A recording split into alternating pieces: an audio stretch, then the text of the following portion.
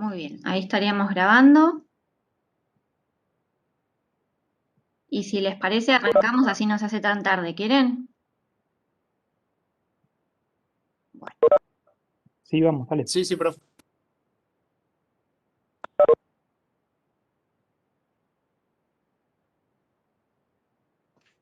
Bueno, entonces, me presento, mi nombre es Cintia Garrido, soy docente de la asignatura de Terapéuticas y Farmacología. También soy docente de una materia que ustedes ya cursaron, que es Nacimiento, Crecimiento y Desarrollo. Y en esta oportunidad vamos a comenzar con la farmacología y la terapéutica del aparato respiratorio, ¿sí? En esta ocasión vamos a ver asma, vamos a comenzar con asma bronquial y la semana que viene vamos a tener EPOC y cesación tabáquica, ¿sí? Además, como seguramente lo estuvieron viendo la semana pasada, empezamos a introducirnos en el algoritmo de la terapéutica razonada, ¿sí? Entonces, ya en estos temas, que ya en asma, propiamente dicho, ya vamos a hacer todo el algoritmo de la terapéutica razonada y va a ser la metodología de trabajo que vamos a tener en los próximos TPs, ¿sí? Muy bien. Bueno, empezamos entonces con asma. El asma la podemos definir como una enfermedad inflamatoria crónica de las vías respiratorias, ¿sí?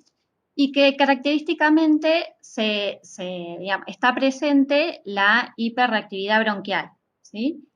Que sucede esta broncoconstricción ante diversos estímulos que lo que producen este broncoespasmo que es reversible en forma parcial o total con medicación o a veces puede revertir espontáneamente, ¿sí? Estos acontecimientos, cómo se manifiestan clínicamente, va a ser con disnea, ¿sí? Con sibilancias, el paciente siente esto como silbido en el pecho, opresión torácica y tos, ¿sí? Que generalmente la tos va a ser predominantemente a la noche, ¿sí? O se agrava a la noche. Entonces, tenemos tres características fundamentales, como está acá como resaltado en negrita. Una enfermedad inflamatoria crónica, ¿sí? La hiperreactividad bronquial y el broncoespasmo reversible. ¿Por qué es importante marcar que es una enfermedad inflamatoria crónica? Porque esto también nos va a dar la pauta de cómo tenemos que tratarla, ¿sí? ¿Qué medicamentos vamos a utilizar para disminuir esta inflamación? Y por otro lado, les agregué más abajo que es una enfermedad heterogénea, ¿sí? Hay distintas entidades que están colocadas en el concepto de asma y que difieren tanto en sus manifestaciones como en la evolución que puedan tener, ¿sí? Esto también a veces hace complejo el diagnóstico y el tratamiento al haber tantas diversas evoluciones que pueda tener distintas entidades, ¿sí? Bueno, cualquier cosa, si voy muy rápido o algo no se entiende, me interrumpen y me preguntan. La epidemiología del asma, ¿sí? Es una enfermedad frecuente, afecta a 300 millones de personas en el mundo, ¿sí? Van a padecer asma. Y tiene una gran variabilidad. Como pueden ver acá en el mapita que puse, ¿sí? Es como se ve que en distintos países los distintos colores indican la distinta prevalencia. Y esto es muy variable, depende del país, como puede ser del 2% en Estonia, o como puede ser en Australia, que casi llega al 12% de prevalencia, ¿sí? Y en América Latina también hay una gran variabilidad y esto se piensa que puede ser por distintos factores de riesgo que pueden estar presentes.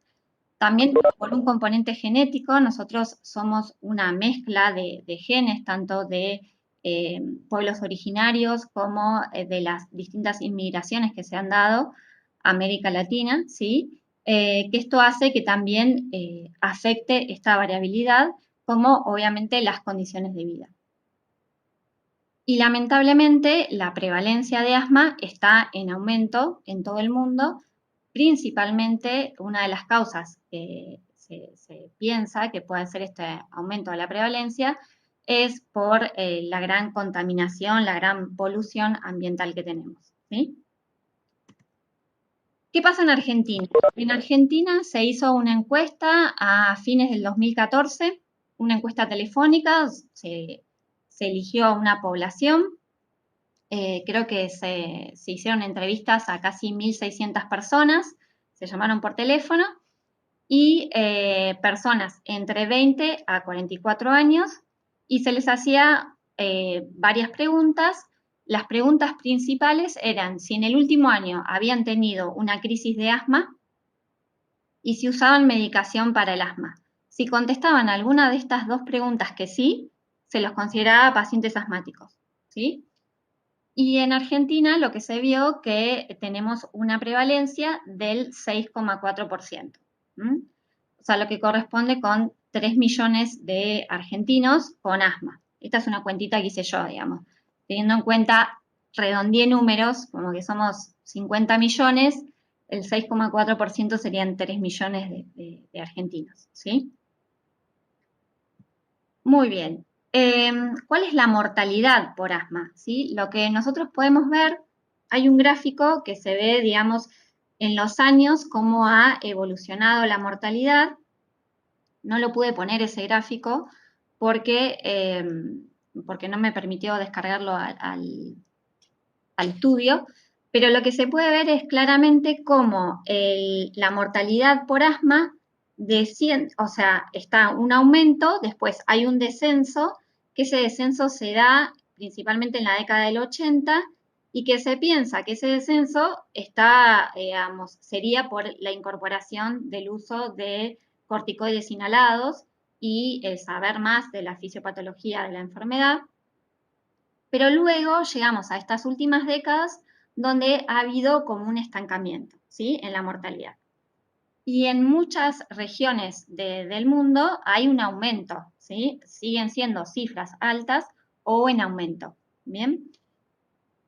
¿Y esto a qué se debe? Digamos, bueno, las causas que se piensan que pueden ser por cambios medioambientales, como decíamos, la gran contaminación ambiental, la mala relación médico-paciente. Tengan en cuenta que el asma es una enfermedad crónica que va a necesitar un seguimiento estrecho del paciente y por ende, si hay una mala relación, el paciente no va a consultar, no va a tener adherencia al tratamiento, ¿sí? El retardo en la consulta, en las crisis, la subestimación de la gravedad del asma, tanto por el médico como por el paciente, la falta de accesibilidad, principalmente a los sistemas de salud y a la medicación, y las condiciones socioeconómicas claramente van a afectar porque afectan las otras variables, y la disfunción familiar, ¿sí? Y acá nosotros vemos cómo también, digamos, esta gran variabilidad en mortalidad, ¿no? Argentina estaría en un 5,1 a 10, este color celestito, y vemos México que también, ¿no? O sea, tiene una muy alta tasa de mortalidad, y también México se ha relacionado a cuestiones culturales, también genotípicas, pero culturales también, como la alimentación, eh, que hay mayor también prevalencia de obesidad y esto es un factor de riesgo para el asma, ¿sí? Bien, ¿vamos bien hasta acá? ¿Se entiende? ¿Sí? Sí, sí, profe. Buenísimo. Seguimos con la fisiopatología del asma. Acá dibujito me gustó mucho. Tiene, digamos, como varias letras y cuestiones así, pero no, pero me pareció que se entiende bien. Cuando uno lo puede identificar, se va a entender bien. Bueno, como decíamos, entonces, ¿qué es lo que está pasando en la mucosa respiratoria para que se produzca esta hiperreactividad bronquial, esta inflamación y esta broncoconstricción. Lo que nosotros sabemos es que hay distintos alérgenos, que puede ser el polen, ácaros, humo, ¿sí?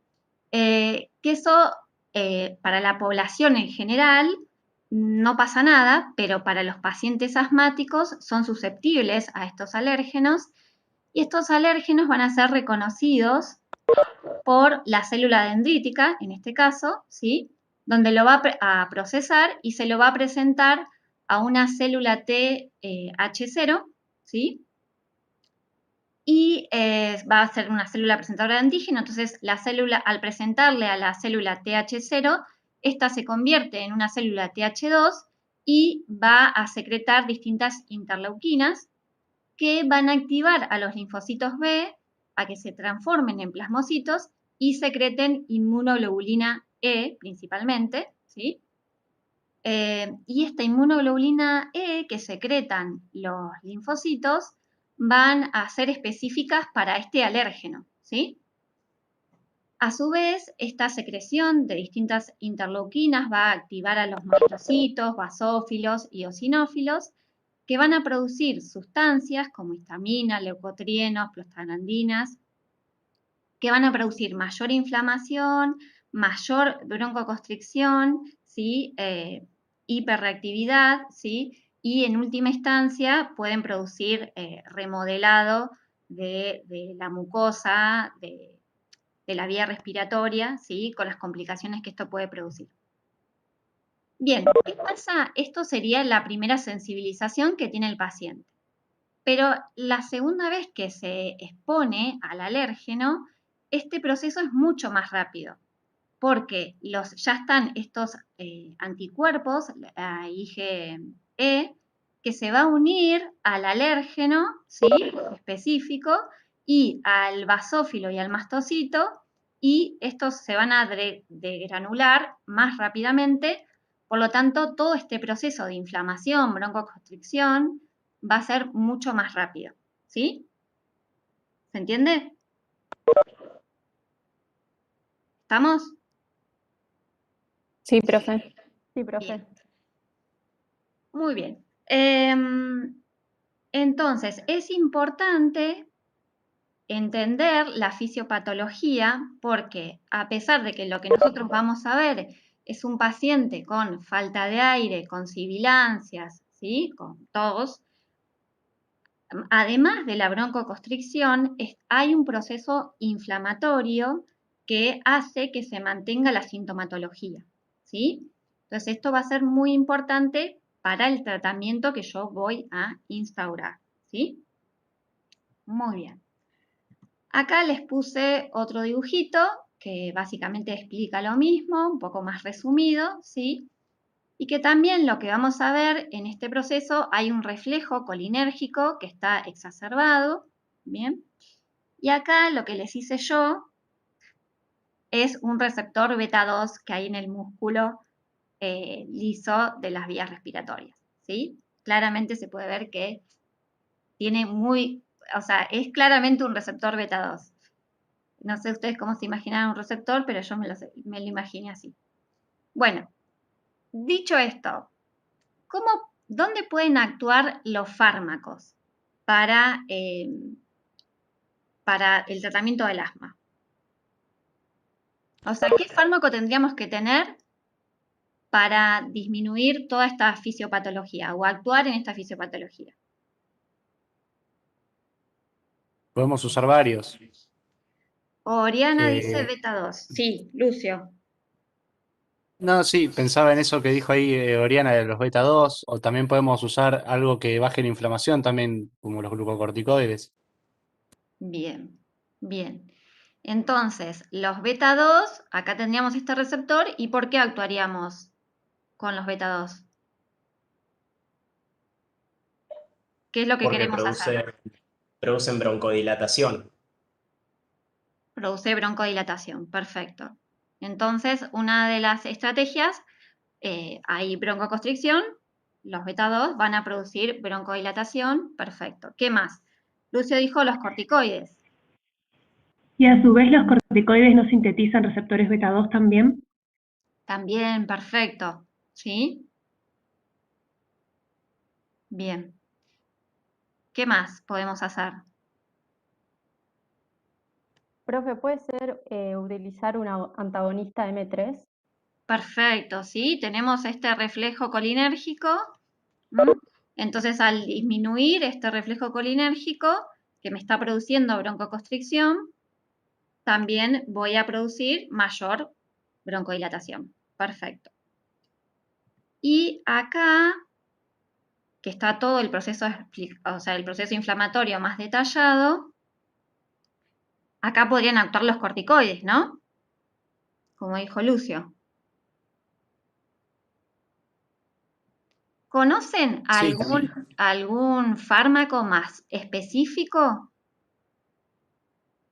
yo conozco también algunos que se usan para, en vez de actuar donde actúan los glucocorticoides, que actúen más abajo, digamos, ahí en lo de los leucotrienos y todo eso, como por ahí el Montelukast. Perfecto, perfecto. Entonces, sí, es verdad, hay fármacos que se denominan antileucotrienos, que lo vamos a ver, que actúan a este nivel, ¿no? Los leucotrienos mantendrían la inflamación crónica, o sea que estaría buenísimo que actuaríamos acá.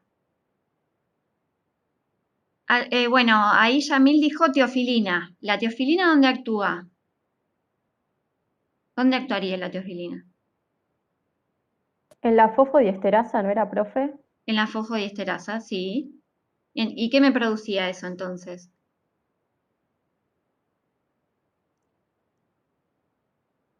Sí, inhibo la fosfodiesterasa. Que aumenta el MP cíclico dentro de la célula, puede ser. Sí, Y Claro, si porque tenemos. no... Sí, Sí, sí, decilo era vos, eso. Uma. Que claro, no, aumenta el AMP cíclico y no se forma el 5' AMP cíclico, creo que era. Entonces se produce broncodilatación. perfecto. La teofilina también entonces es un fármaco que podría ser, digamos, viendo la fisiopatología, podría ser útil. Bien. ¿Y alguno más? Acá yo les puse una crucecita. Oriana dice salbutamol, como, bueno, como un agonista beta 2, ahora lo vamos a ver.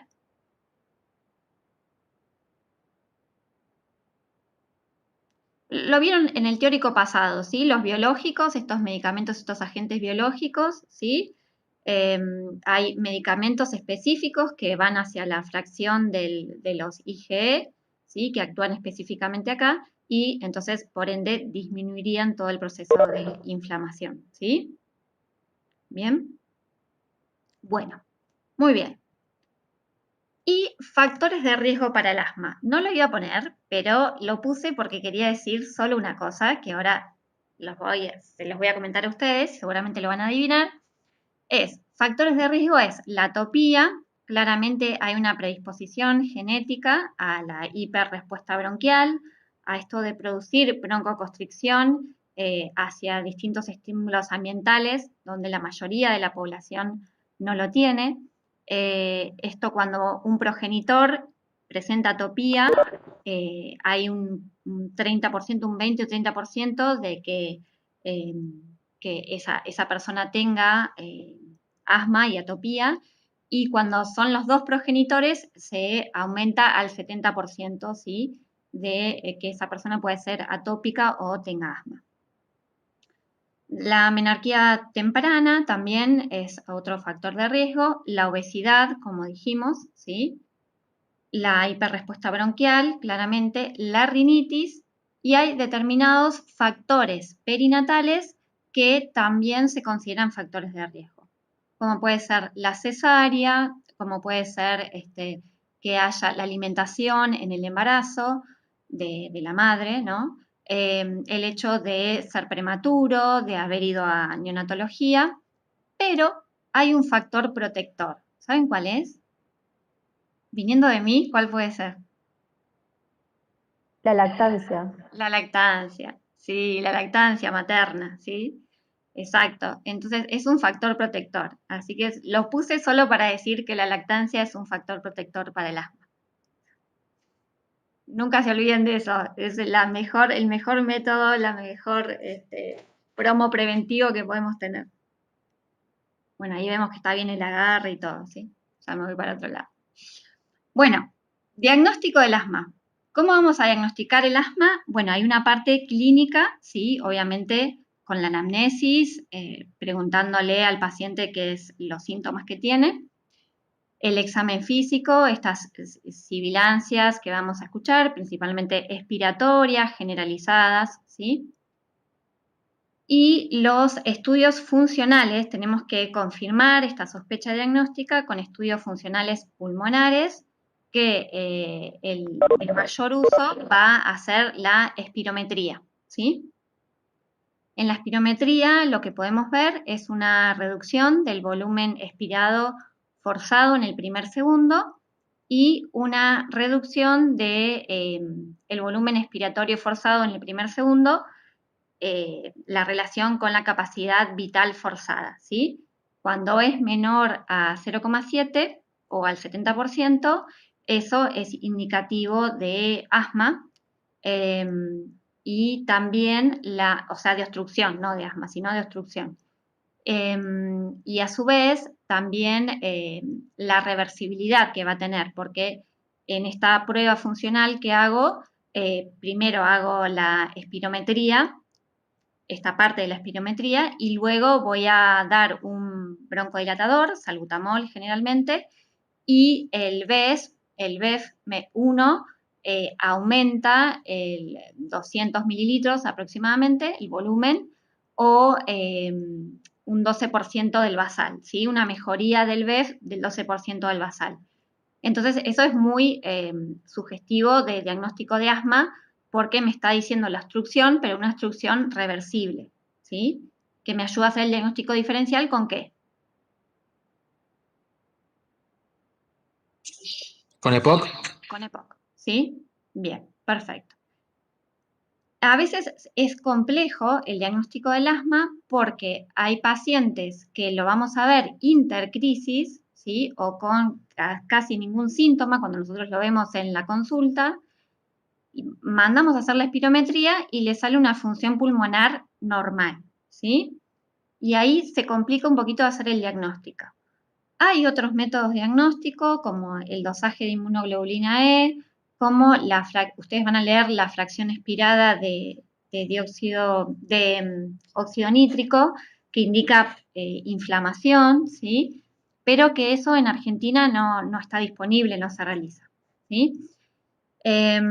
Después también lo que se hace en atención primaria es, cuando hay dudas con respecto al diagnóstico, es ver la variabilidad en el flujo pico, ¿sí? Se le da al paciente el flujo pico, y entonces se estudia durante 2 semanas en la casa, se mide el flujo expiratorio a la mañana y a la tarde, y si hay una variabilidad mayor al 20% de ese volumen, es muy sugestivo de asma, ¿sí? Bien, y en estado agudo, generalmente o sea, en las crisis asmáticas, podemos hacer estudios funcionales. La verdad que yo en las guardias no he visto, salvo alguna que otra guardia que puede tener algún pico flujo, pero estudios funcionales en guardia no lo vi. Radiografía se hace, ¿sí? En las crisis. Hay que ver si es una crisis leve, moderada o grave. Gases en sangre también se pueden pedir y ionograma, ¿sí? Bueno, ¿cómo se clasifica el asma? Históricamente el asma se clasificó de acuerdo a los síntomas que tenía el paciente, ¿sí? Las características clínicas y la función pulmonar. Entonces se clasifica en asma leve intermitente y en asma persistente, que puede ser leve, moderada o grave, ¿sí? La verdad que esta clasificación es un poco engorrosa porque tiene como muchas variables. Y el paciente, la verdad que evoluciona, o sea, puede cambiar de un asma moderada persistente a un asma leve en el proceso de estudio de ese paciente, o en el proceso de pocos meses puede variar su asma. Por eso es bastante engorrosa. Entonces, lo que propuso Gina o Gina es esto que es la guía digamos, que se utiliza para el manejo del asma. Lo que propuso es, además de sumar las características clínicas y la función pulmonar, ver la respuesta que tiene al tratamiento, ¿no?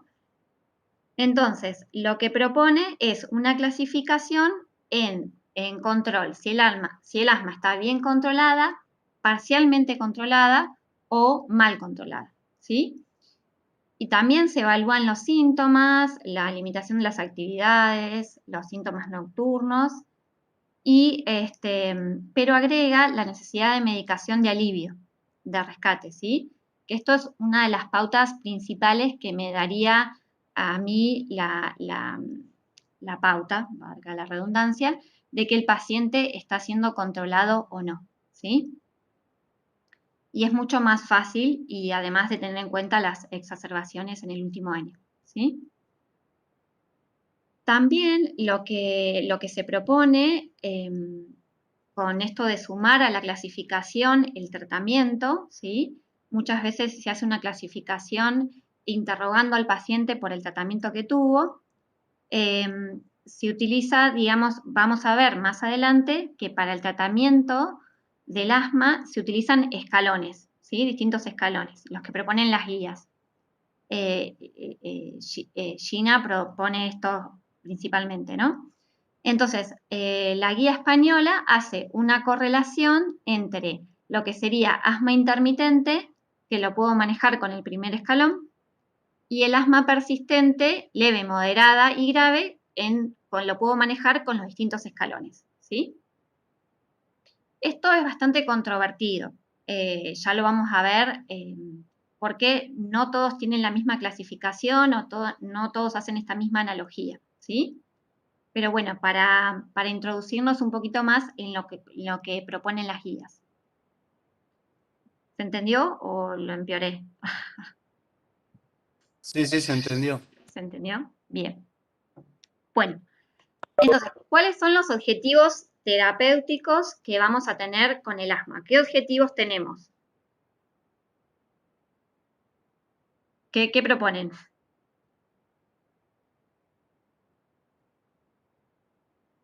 Mejorar Y, la sintomatología o evitar la inflamación para, a su vez, evitar la aparición de síntomas o las crisis. Bien.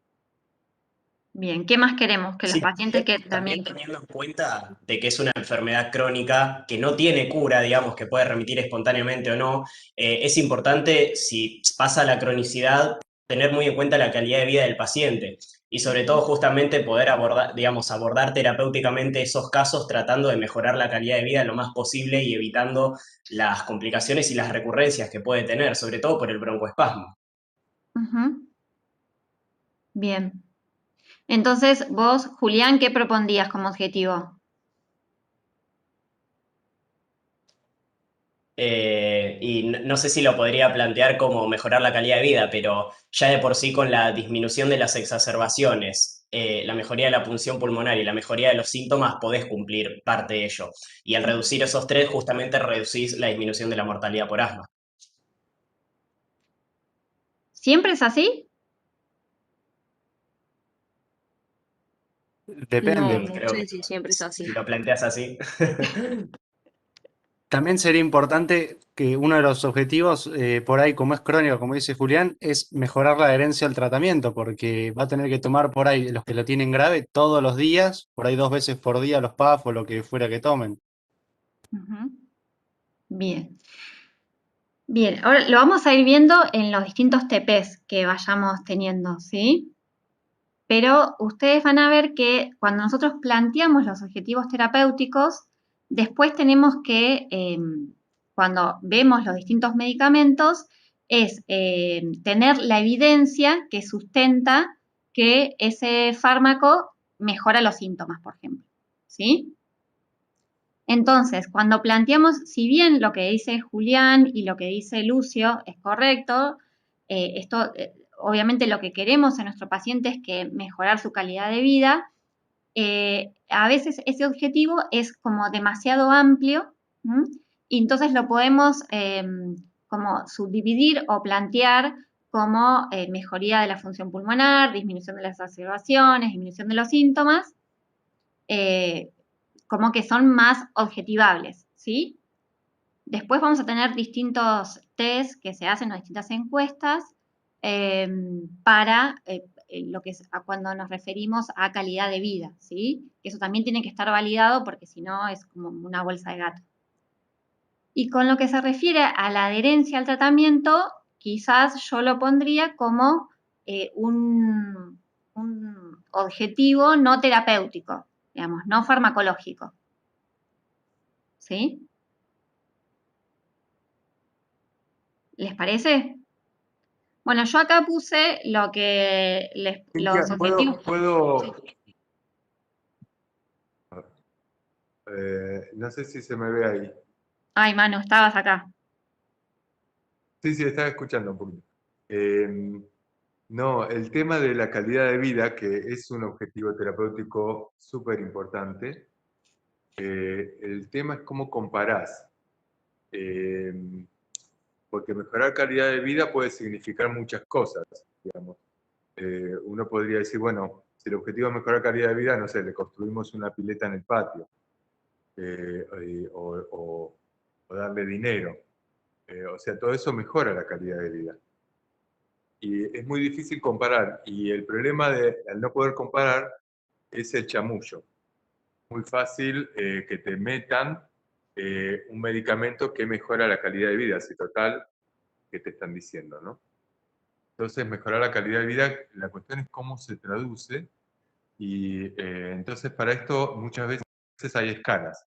En distintas patologías hay escalas que pretenden, sobre todo, por ejemplo, las patologías psiquiátricas, los problemas de salud psiquiátricos, o van a ver en EPOC, hay escalas que permiten, de alguna manera, objetivar un poquito esto que es la calidad de vida.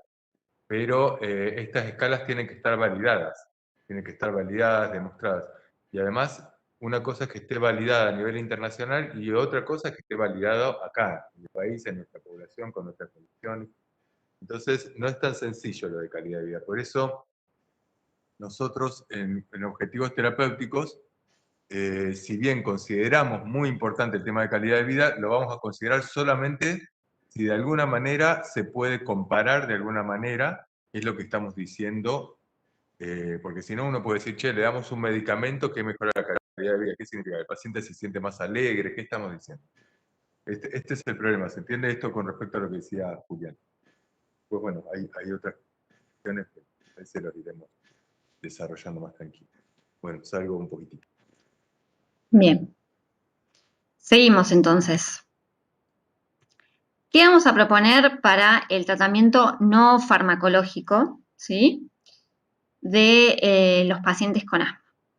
Primero, es muy importante, tiene mucha relevancia la educación, ¿sí? Entonces, es muy importante que la familia y el paciente conozca la naturaleza de la enfermedad, ¿sí? Y su carácter crónico. Esto que decíamos, ¿sí? Al ser una enfermedad crónica y en algunas circunstancias va a necesitar una medicación de por vida, muchos pacientes no se sienten cómodos con esto, ¿sí? Ni tampoco con el título de persona asmática, ¿sí? Paciente asmático.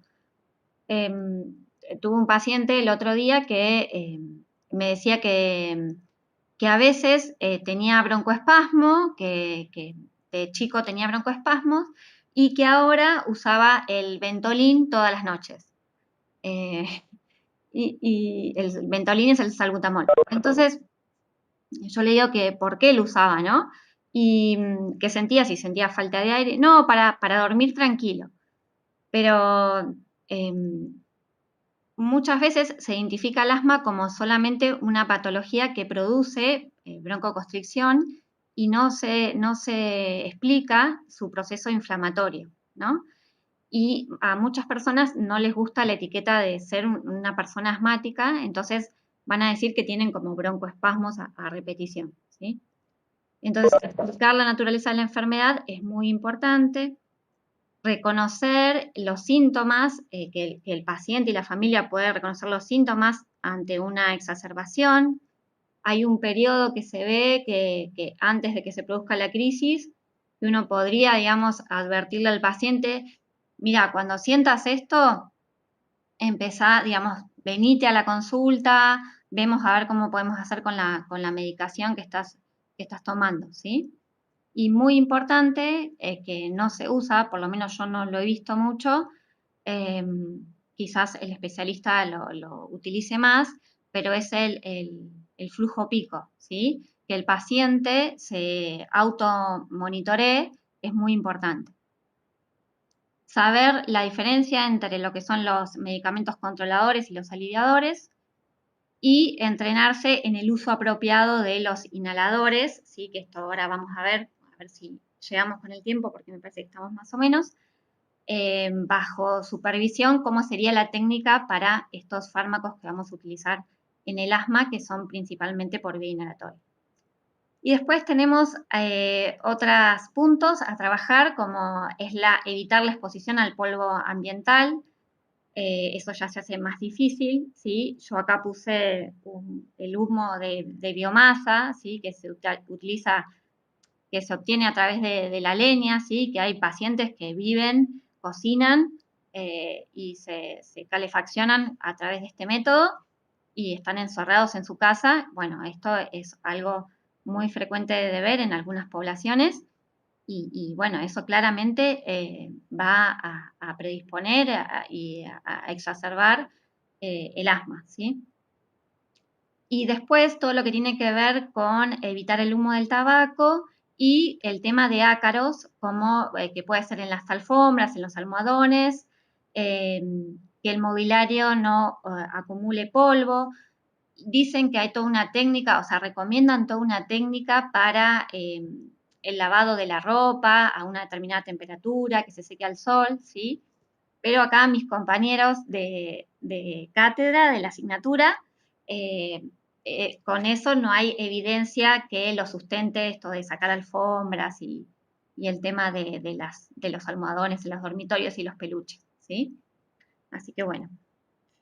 Cintia, perdón, Sí. sí hay evidencia, pero en pacientes atópicos. Es O sea, en el atópicos, grupo de eso. pacientes atópicos. Sí, pero es- sí, perdón.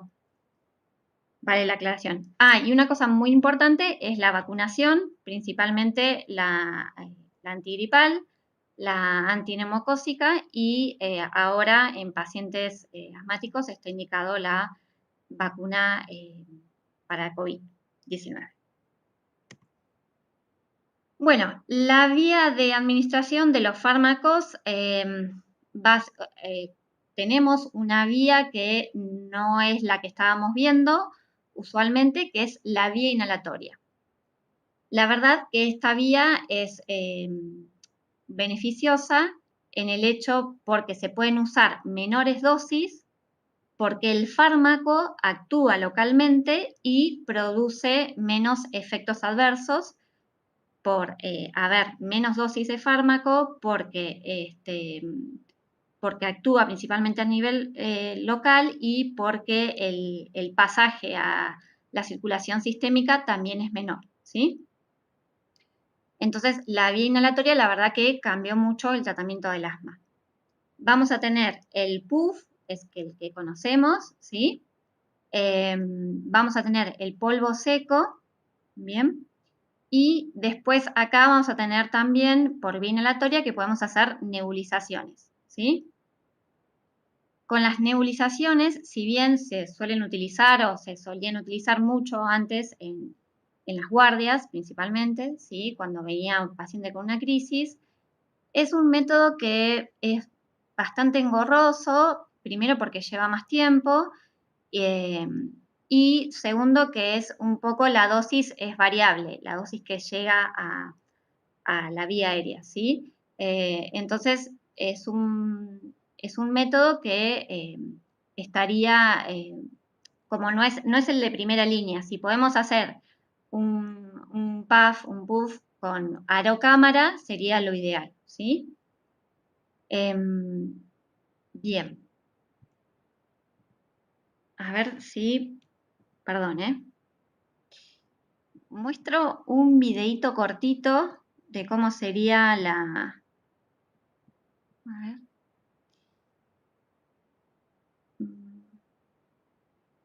No quiero perder tiempo. ¿Ahí se ve? ¿YouTube? No, profe, seguimos No, viendo sí, Power. sí, se ve nada más que el Power. A ver. Si no, profe, nos pueden pegar en el campus los videos y de última después los vemos, si no quiere perder tiempo. Sí, No, está bueno para verlo acá. a ver si se puede ver. Ahí sí, ¿no? Ahora sí. Sí, ahí sí. Sí, ahí sí. Bien.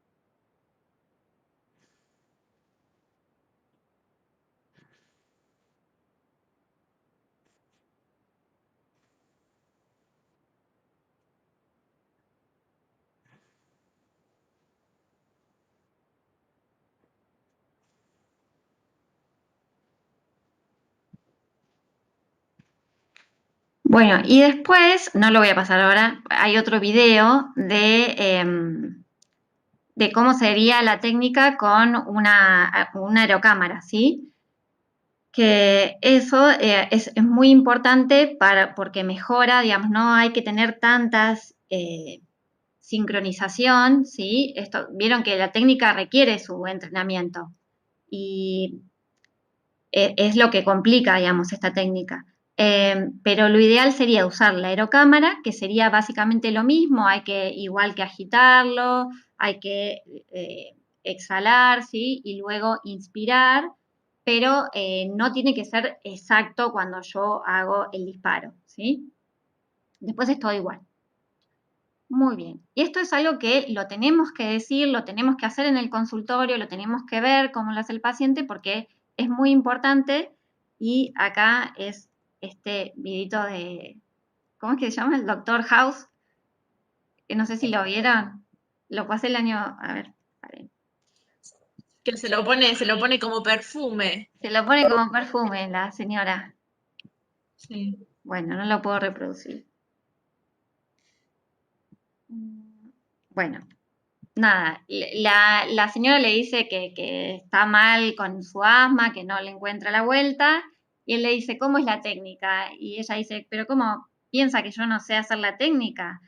Y bueno, y se lo pone como perfume, como dice la compañera. Así que bueno, Doctor House, un genio, haciendo diagnósticos con biopsia de cerebro, está buenísimo. Bueno, y el tratamiento farmacológico, ¿sí? Vamos a tener los distintos fármacos, los fármacos que son aliviadores, como los agonistas adrenérgicos beta 2, como los antagonistas muscarínicos, ¿sí? Y las antinas. Y después vamos a tener los fármacos controladores, que van a ser los glucocorticoides, los antagonistas de los receptores de leucotrienos y los medicamentos biológicos, ¿sí? Bien.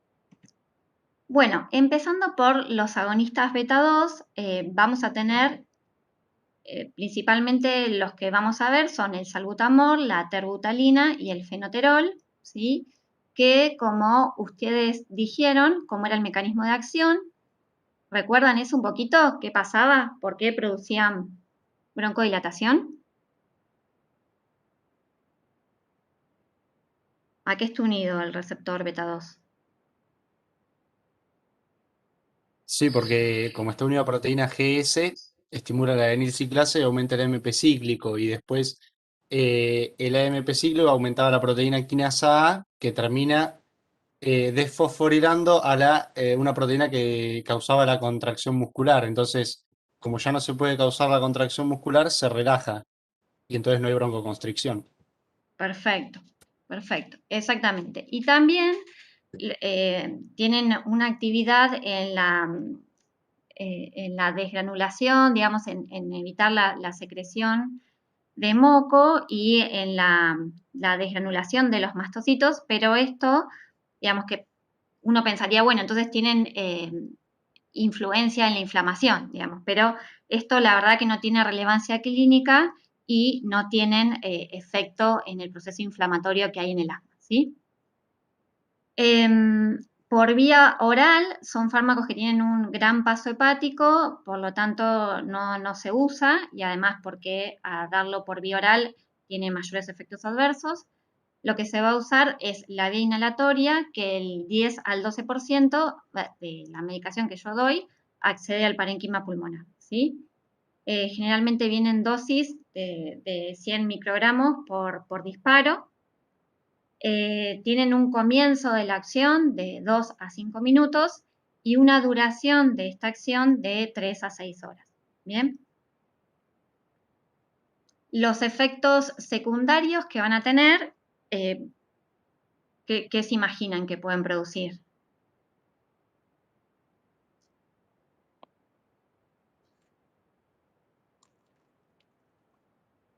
Y va a depender de la selectividad por ahí que tengan por los receptores beta 2, ¿no? O sea, si se limitan solamente al pulmón, menos, pero si por ahí pueden difundir más hacia la vía sistémica, va a pasar esto que dice ahí, bueno, en el Power, ¿no? Por ahí taquicardia, si llega a unirse a beta 1 y demás cosas, ¿no?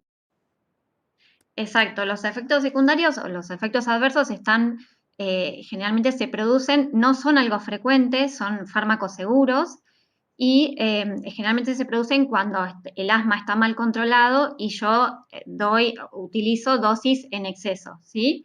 Entonces esta selectividad se pierde y me puede dar taquicardia, arritmia, temblor muscular porque hay beta 2 en el uso muscular, ¿sí? Hipopotasemia también puede producir síntomas a nivel del sistema nervioso central, como inquietud, irritabilidad, ¿sí?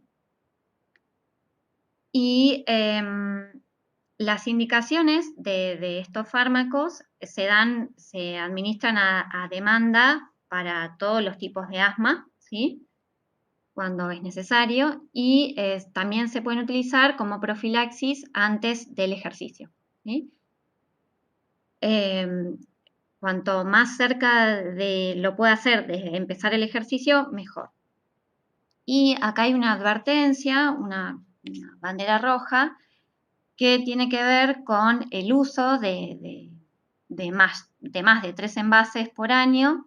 Se asoció a un riesgo de exacerbaciones y el uso de más de 12 envases por año, de salbutamol en este caso, con una mayor mortalidad, ¿sí?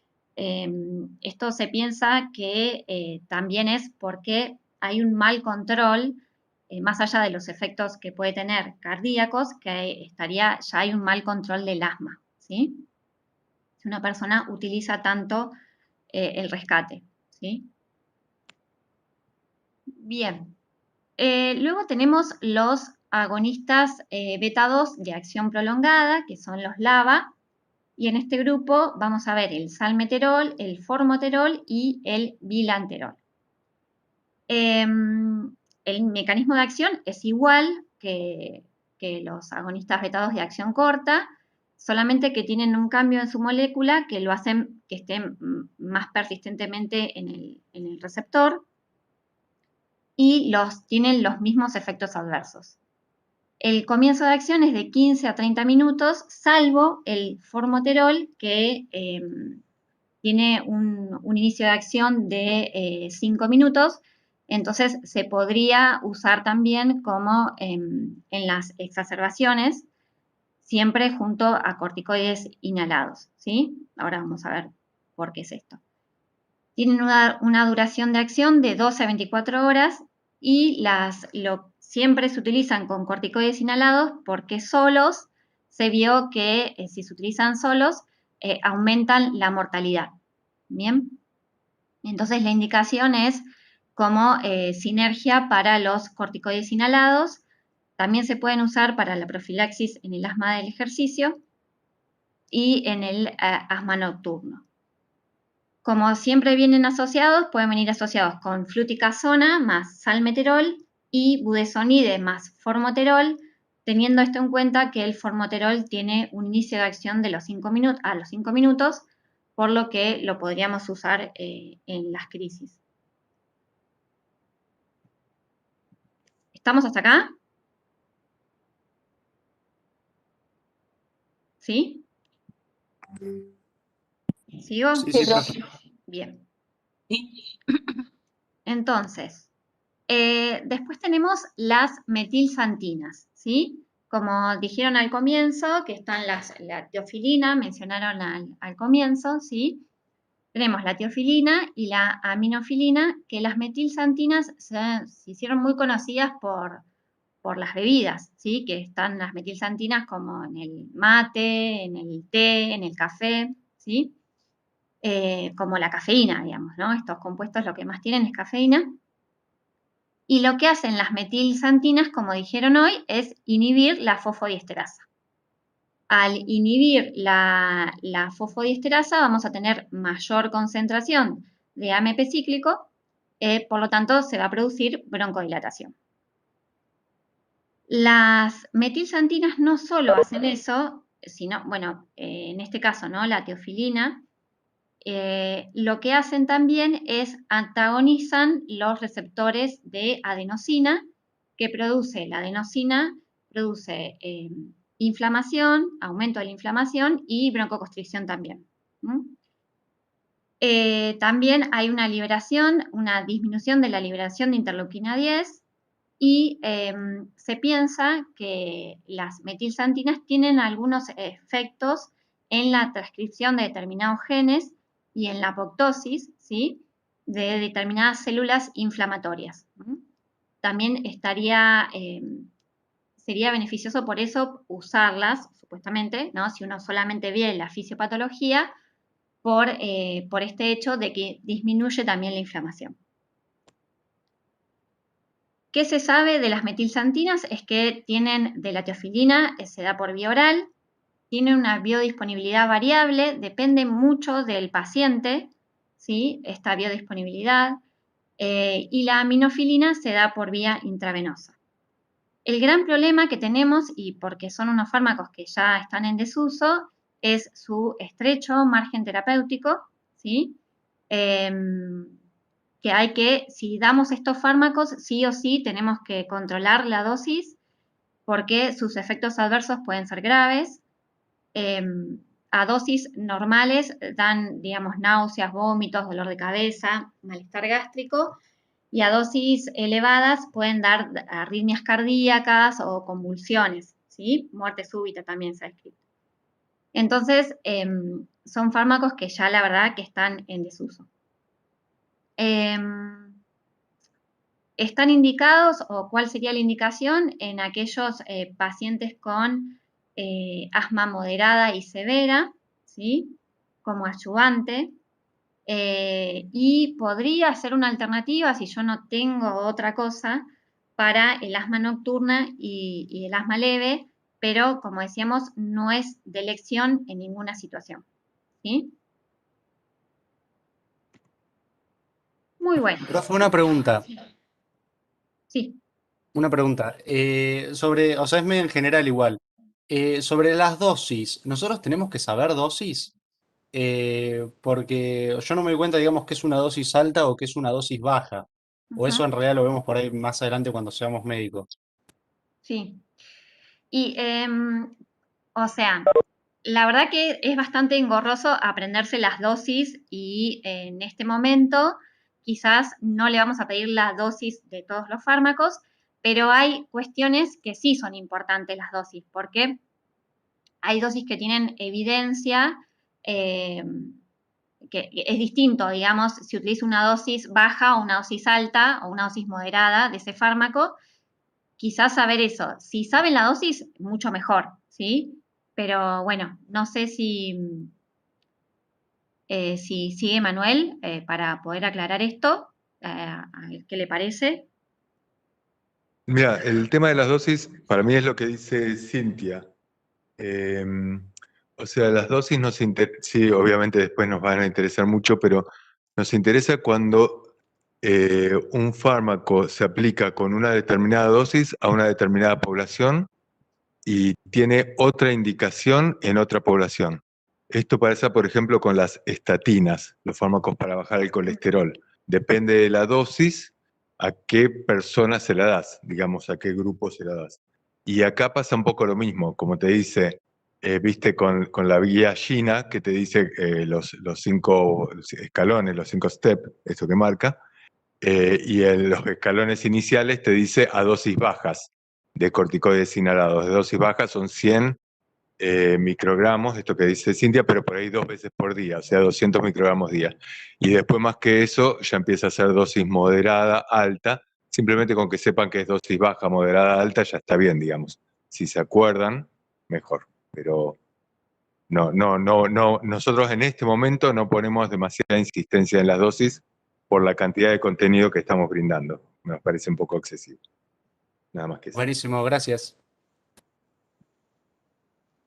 Bárbaro. Bueno, ahí no sé qué pasó.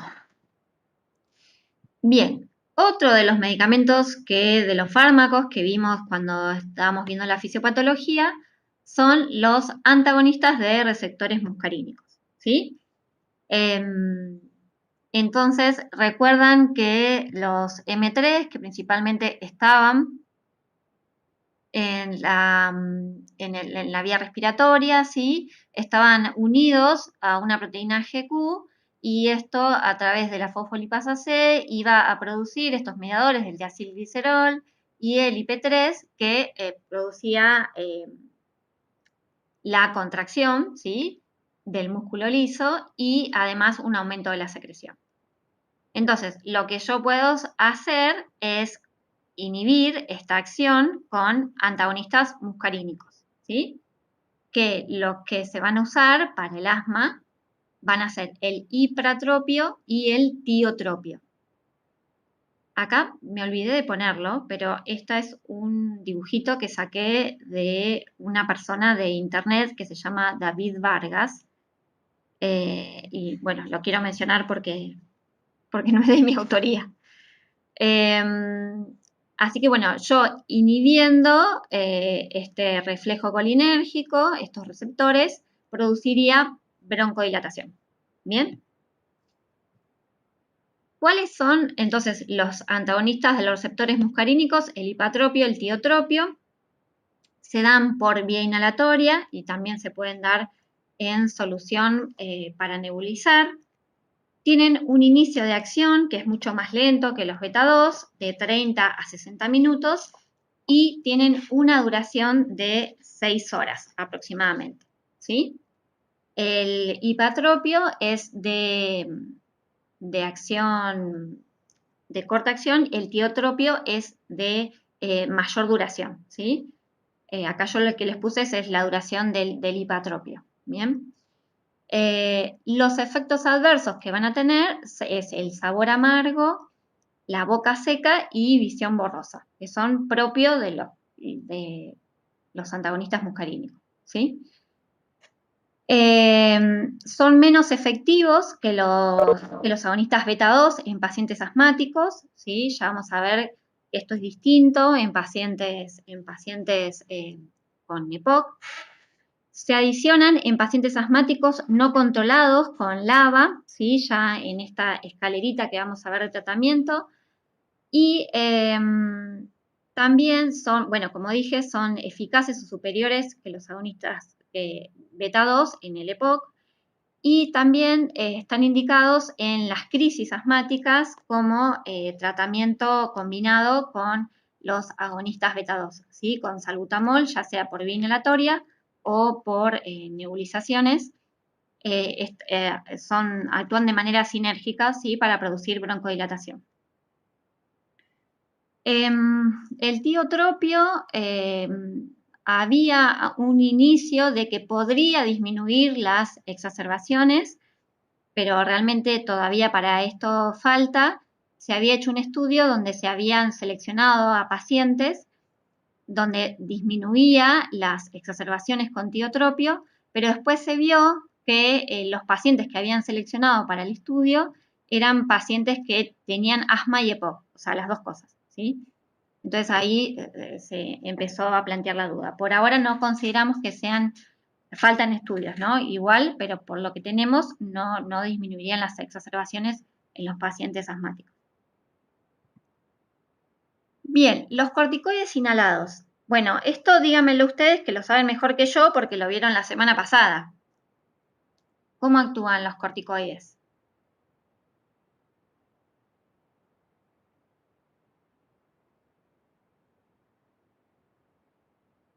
Existían dos mecanismos de acción, uno genómico y otro no genómico. Perfecto. Patri se va a poner contenta. Bien, ¿y cómo eran estos mecanismos? ¿Cómo es el mecanismo de acción? ¿Dónde está el receptor?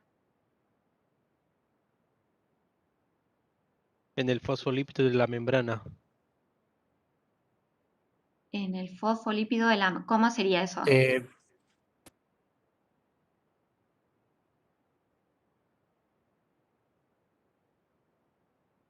¿Puede ser que en realidad los receptores están en el citoplasma? Exacto, ¿sí? Principalmente están en el citoplasma. Bien, acá lo vemos, ¿sí? ¿Y qué pasaba cuando se unía el corticoide a su receptor en el citoplasma? ¿A dónde iba? Hacia el núcleo se iba, se traslocaba. Bien, perfecto. Se traslocaba hacia el núcleo y ahí, ¿qué iba a hacer?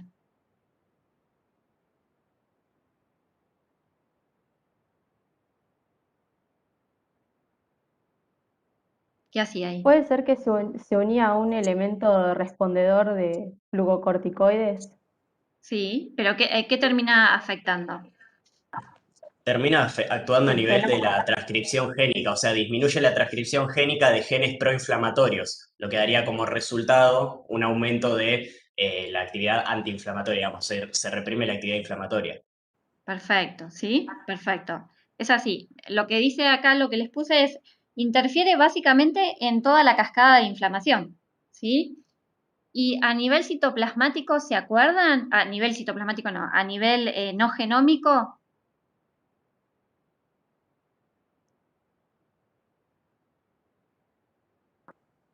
Sí, Producía... afectaba. Ah, perdón. No, habla. No, decilo vos, decilo vos.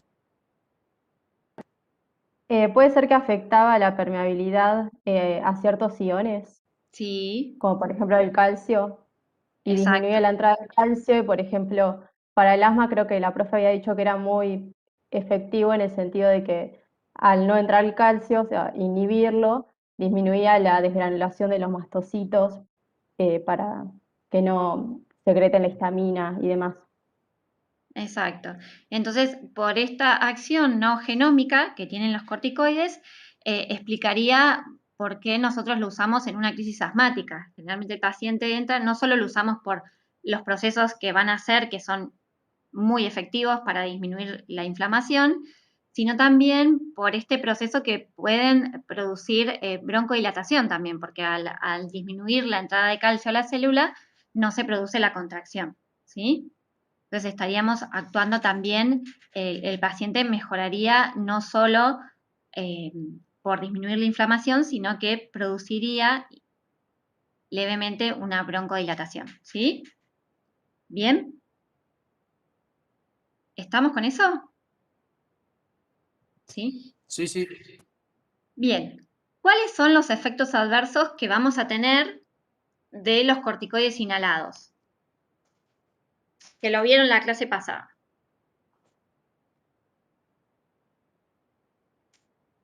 ¿Lo vieron? Porque escuché que también decía los efectos de los corticoides inhalados y efectos sistémicos.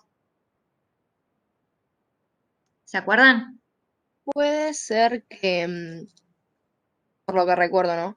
Puede ser que afectaba de tal manera, a pesar de que eran locales, al ser inhalados afectaban las vías respiratorias y generaban mayor susceptibilidad a ciertas infecciones. Bien, como por ejemplo,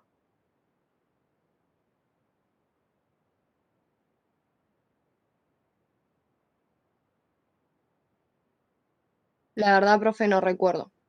no, está bien, no hay problema. Lo que va a tener efectos locales, efectos adversos locales, bien, candidiasis orofaringia, dice Leandro.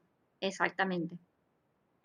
Que esto se produce porque generalmente tiene que ver con el no uso de espaciador, ¿sí? Y entonces se va a depositar más frecuentemente el fármaco en la orofaringe y va a producir disfonía, ¿sí? Es un efecto adverso local. La candidiasis, esto que decía Saya de mayor predisposición a infecciones, y tos, ¿sí? Esto realmente disminuye su incidencia, pero mucho, si nosotros le decimos al paciente que use un espaciador y que se enjuague la boca después de hacerse el puff, ¿sí? El puff, ¿sí? Entonces esto es importante.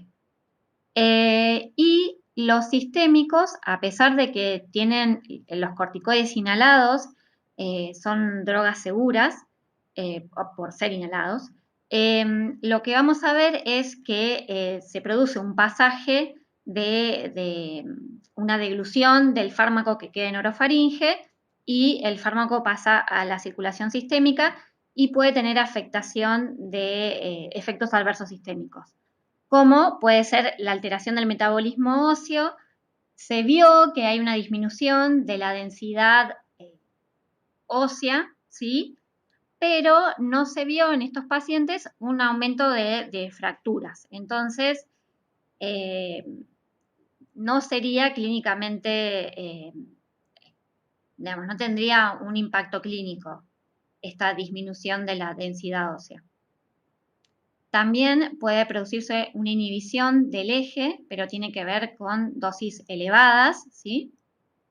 Y un retraso del crecimiento, esto es un tema principalmente en los niños, ¿sí? Pero también lo que produce un retraso del crecimiento es el asma mal controlada.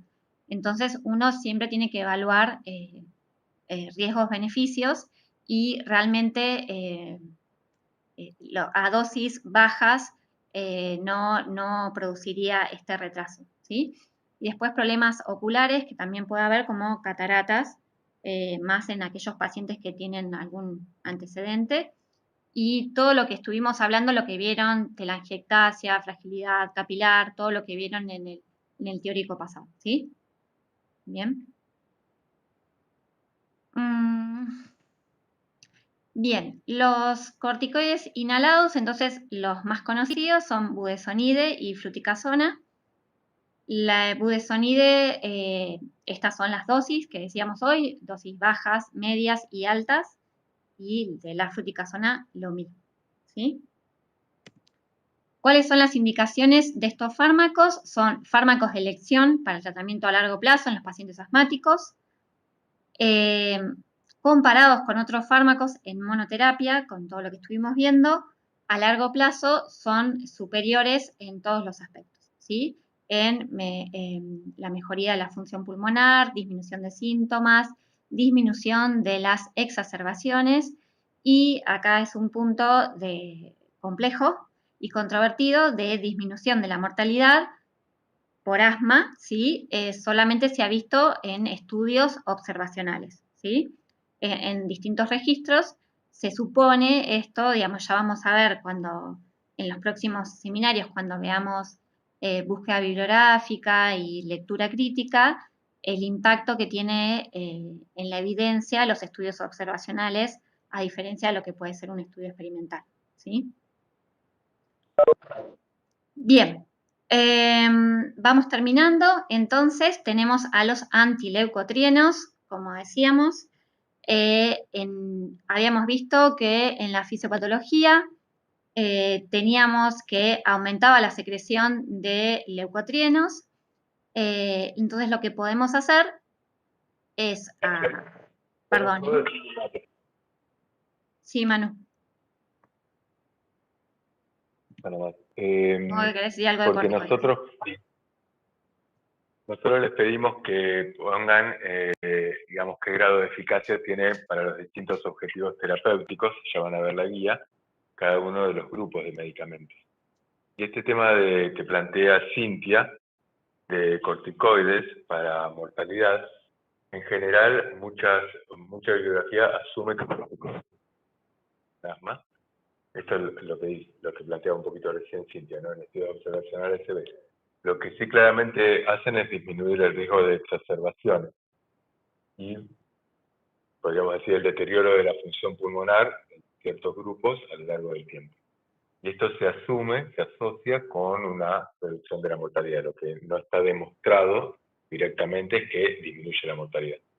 Pero si ustedes ponen que disminuye la mortalidad, no está mal. Y si ponen que no, tampoco, digamos, porque no es que está tan claramente, tan directamente demostrado. Esto lo quería decir porque va a ser seguramente un punto de controversia. Sí. Bueno, un beso. Un beso. No sé si alguien quería decir algo más. Me pareció que alguien quería hablar. No. Bueno, entonces estamos con los leucotrienos, que hay un aumento de la síntesis del leucotrieno en todo el proceso inflamatorio, que lo que van a producir estos leucotrienos, una exudación plasmática, secreción de moco, broncoconstricción y reclutamiento de eosinófilos. Entonces dijeron, lo que podemos hacer son fármacos que inhiban a los leucotrienos. Y ahí inventaron al Montelukast y el Zafirlukast, que estos fármacos lo que hacen antagonizan los receptores del cis-LT1, de los leucotrienos, y por lo tanto disminuyen todos estos efectos, ¿sí? Y está el otro antileucotrieno, que es el Sileutón, que en realidad lo que hace es actúa un poquito más arriba, que disminuye la 5'-lipoxigenasa, ¿sí? Que es la enzima que va a convertir el ácido araquidónico en leucotrienos, ¿sí? Bien, estos fármacos, a diferencia de lo que estábamos viendo, se utilizan por vía oral, ¿sí?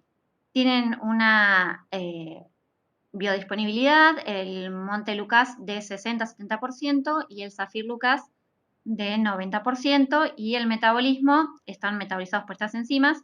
Claramente tienen que saberse de memoria estas enzimas, cuáles son, es pregunta de final, ¿sí?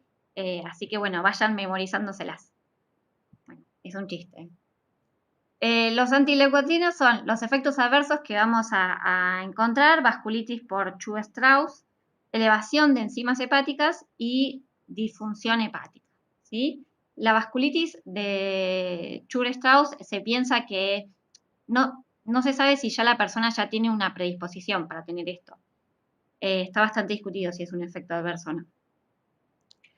Y los antileucotrienos lo que demostraron es una disminución de los síntomas y disminución de las exacerbaciones en el asma, ¿sí?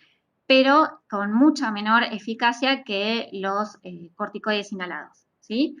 Entonces, no son fármacos de primera línea como fármacos controladores, sino que sería una alternativa en el asma persistente leve a los corticoides inhalados y en la reducción de dosis de corticoides inhalados en el asma moderada y severa, ¿sí? Bien. ¿Estamos hasta acá? Sí, o me quedé sola. Sí, profe. No, sí. No. Estamos. Está bien, buenísimo. Bueno, ya termino. Y acá viene el gran tema de las guías, ¿sí? Nosotros lo que le pusimos como bibliografía es la GINA, ¿sí? La GINA, que lo que propone esta guía para el manejo de pacientes asmáticos es los distintos pasos, ¿sí? Y acá viene una controversia porque en el paso 1, a partir de creo que en el 2018, 2019, lo que propone China es a todos los pacientes tratarlos con un glucocorticoide inhalado más formoterol, ¿sí? Lo que sería un agonista beta-2 de acción prolongada, a dosis bajas según sea necesario, ¿sí? O sea, que lo utilice a demanda. Y esto genera un poco de controversia porque en este paso 1, otras guías hacen una analogía de que sería un asma intermitente, ¿sí? Entonces, las guías, la del Instituto de Salud de Estados Unidos, lo que propone, por ejemplo, en el paso 1, es usar salbutamol a demanda, ¿sí? En un asma intermitente. Y esto tampoco estaría mal, ¿sí?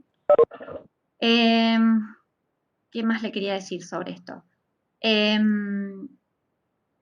¿Por qué China hace esto? Digamos, porque lo que se demostró es que los corticoides, como decía Manuel, inhalados, disminuyen las exacerbaciones por asma, hacen una mejoría de la función pulmonar y esto de que está en veremos de disminución de la mortalidad, pero China lo pone por la disminución de exacerbaciones y hay estudios que con el agregado de formoterol estas exacerbaciones disminuirían en mayor porcentaje, ¿sí? Tendrían una acción sinérgica. Entonces, por eso China justifica poniendo en el paso 1 esta medicación, ¿sí? Ahora, ustedes van a ver la guía española que del 2020, o sea, del año pasado, que en el paso 1, que lo considera un asma intermitente, pone salbutamol a demanda, ¿sí?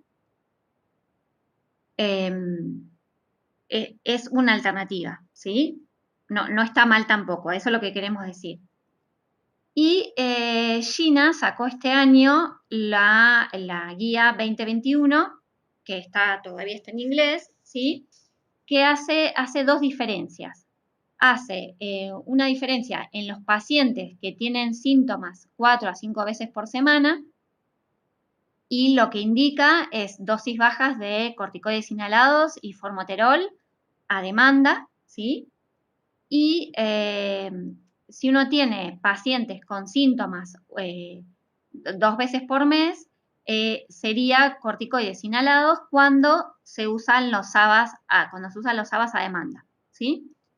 La gran diferencia es que en este paso 1 que pone China 2021 es que los síntomas de 4 a 5 veces por semana ya no sería un asma intermitente, ¿sí? Ya estaríamos en presencia de un asma persistente, seguramente. Pero por eso hace esta diferenciación. En conclusión, hay guías que en el paso 1, que sería un asma intermitente leve, recomiendan el SABA a demanda, ¿sí? Bien, que eso no está mal, bien. Pero lo que propone China es esto, ¿sí? Si les parece, lo vamos a seguir discutiendo en el TP, pero no estaría mal, o sea, tienen evidencia y guías que sustenten cualquiera de las dos medicamentos que quieran utilizar, ¿sí? Siempre, Profe, sí. una consulta. Estas guías, digamos, por ejemplo, en China, que están recomendando ustedes acá que leamos, que estudiemos y tal, no lo tenemos que saber a rajatabla, ¿no? Sino tenemos que tomarlo como algo orientativo para comparar con otras guías y demás. Exacto, sí. Las guías siempre van a ser orientativas, digamos, porque lo que vamos a ir viendo a lo largo de los diferentes trabajos prácticos es que las guías generalmente tienen conflictos de interés, ¿sí? Entonces, muchas no se basan o sea, dicen que se basan en estudios, pero hacen una lectura de esos estudios que no es la misma que podría hacer el profesional, ¿sí?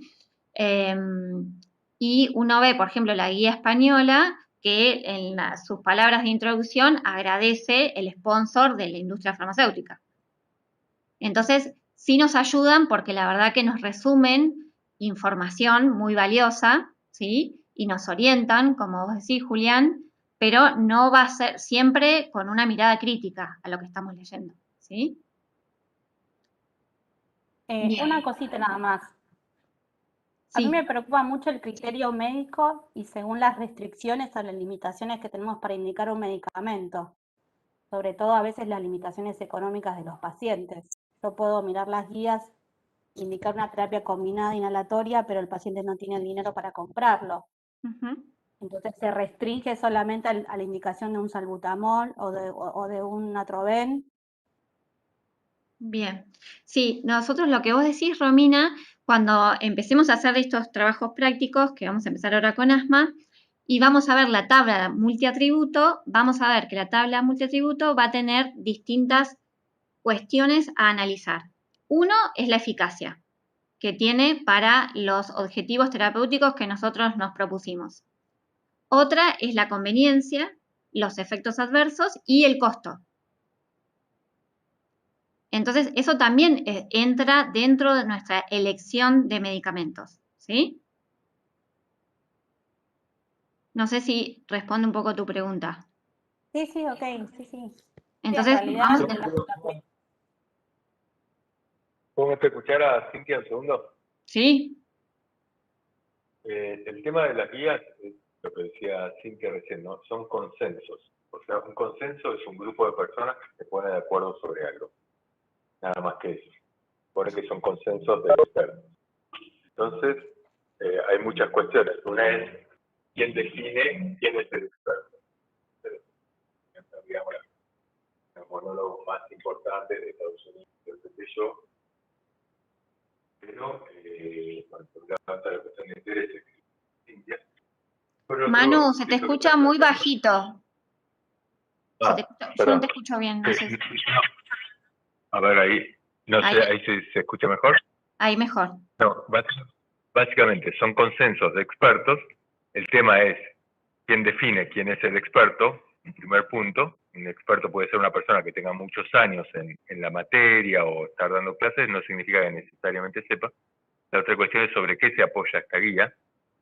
Y la otra cuestión es que las guías después, como planteaba la compañera, hay que adaptarla a las realidades locales, que son múltiples, obviamente. Ahora, también, entonces las guías nosotros las estamos dando solamente como material orientativo. Pero las guías no fundamentan por qué se usa o no una medicación. Nosotros en esta etapa lo que pedimos es la fundamentación, es todo el laburo previo. Pero no podemos obviar esto que dicen las guías. Porque en los ensayos clínicos, los trabajos, traen una conclusión, dicen, bueno, qué sé yo, la asociación de corticoides y beta-2 de vida media larga disminuyen el riesgo de exacerbaciones, en cambio los beta-2 no, Ahora, la conducta las definen en general las guías. Lo que hay que hacer a partir de estas conclusiones las definen las guías. No las podemos obviar. Pero ustedes no es que tienen que aprenderse las guías de memoria, no le vamos a pedir cada paso de memoria, pero ayudan bastante, ayudan a orientarse. Después, la adaptación local, la realidad es que muchas veces los profesionales terminan indicando medicamentos más caros porque dicen, bueno, si lo que tengo es budesonide y salbutamol, obviamente indico muchas veces esto. Pero la realidad es que, hoy lo estábamos charlando con Cintia, en los centros de salud existe en el remediar, es solamente salbutamol y budesonide. Y el 99% de los pacientes que se atienden en los centros de salud reciben esto.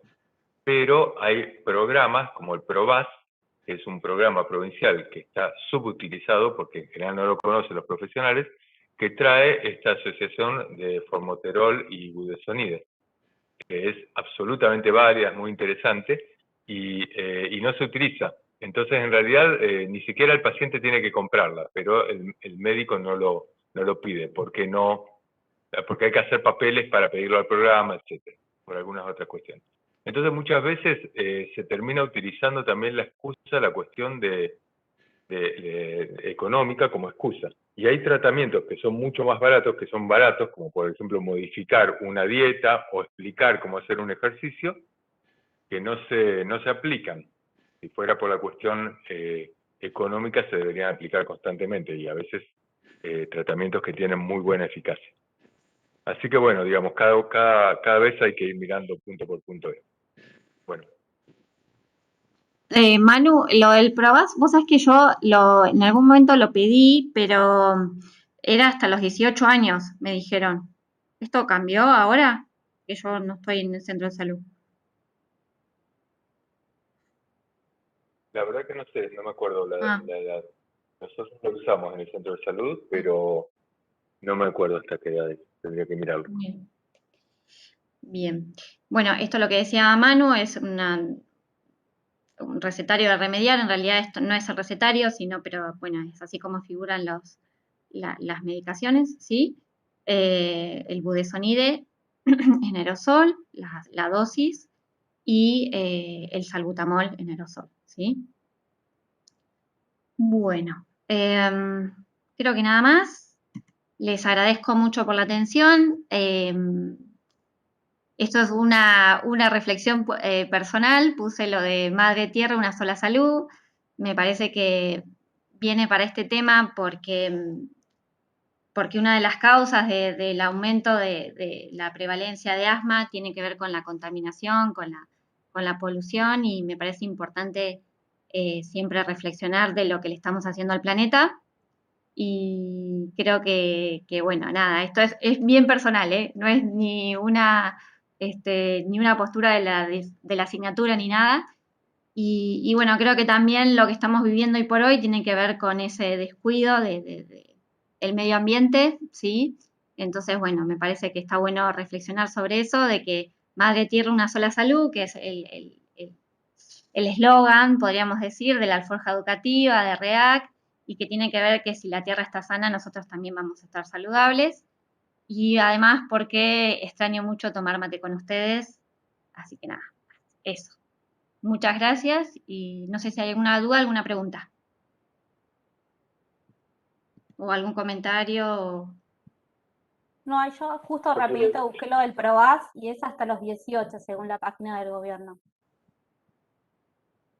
Yo quiero decir que sí es postura de la asignatura.